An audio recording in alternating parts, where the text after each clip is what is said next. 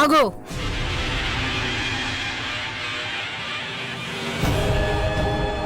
నేనిక్కడ వరకు మాత్రమే రాగలను. లోపలికి అడుగు పెట్టే అవకాశం నాకు లేదు. ఇక్కడి నుంచి నువ్వు మాత్రమే వెళ్లాల్సి ఉంటుంది. నేను అంతరాలయంలోకి దారి తెలియకుండా ఎలా వెళ్తాను? ఆ దారి నేను చెప్తాను. 1000 నాగుల ఆలయం వెనుక నాగభద్రతతో నిర్మించబడ్డ అతి పురాతనమైన అంతరాలయం ఉంటుంది.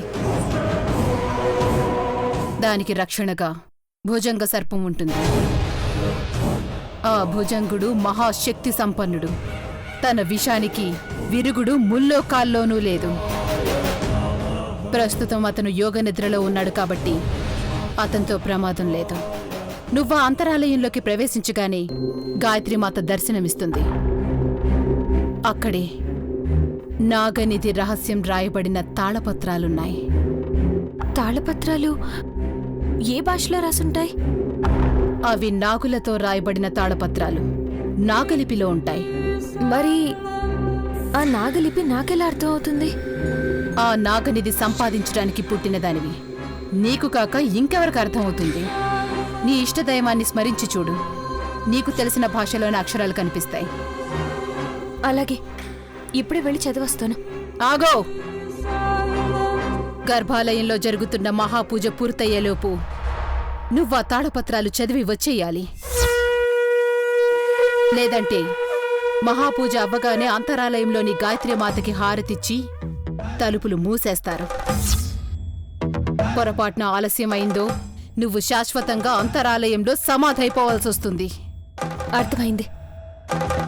నా సంకల్పం మంచిదైతే, నా ప్రయత్నం నిస్వార్థమైతే దైవ రహస్యంతో బయటకొస్తాను.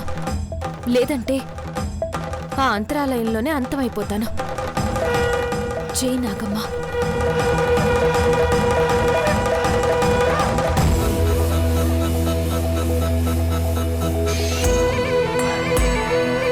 నువ్వు తాళపత్రాలు చదివే వస్తా. మేము కన్న కలలు నిజం చేస్తాం.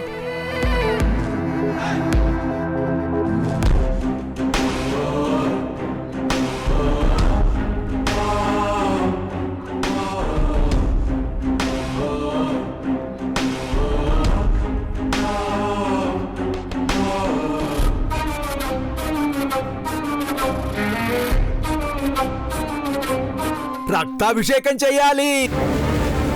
నాన్న అనిరుద్, ఎక్కడున్నావురా? వెంటనే ఈ గుడి నుంచి బయటికి వెళ్ళిపోరా.